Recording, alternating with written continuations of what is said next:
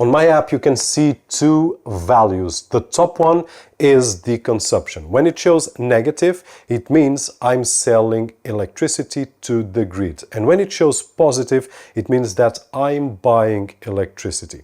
The value below shows my solar production, the total output of my photovoltaic system, which is split into 4. And on the consumption side, I can see instant values, but also my daily consumption per hour, weekly data, and even shows yellow and white lines comparing past and projected future, though you can disable them like I did for a few minutes. I can choose to view monthly data, which gives me a comparison with my bills, for example, or I can go to the billing date exactly. I can also view yearly data for a broader overview, even going back to my previous years to see which months I did consume more or less, or when I did produce more or less solar energy. Really cool and super interesting to understand our consumption profile. At first, I bet that you will be turning on your AC, turning on your TV, turning on your stove to see how much energy each one of those devices is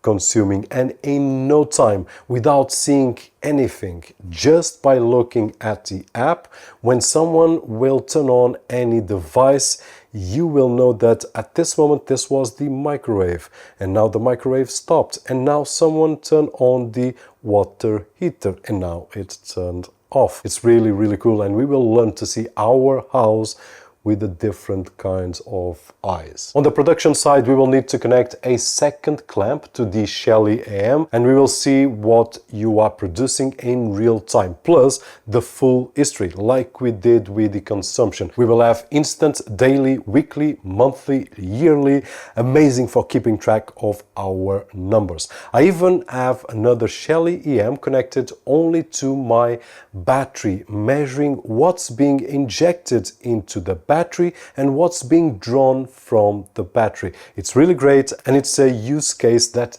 you won't find on a manual. Actually, anything that I've read so far do not mention measuring a battery power injection and consumption, but it's here.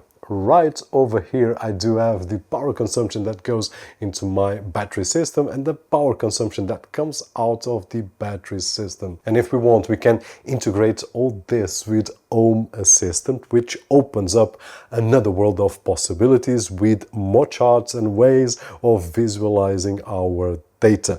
That's really cool, but we could fit in about 10 videos or so just to start with it. It's not going to be today.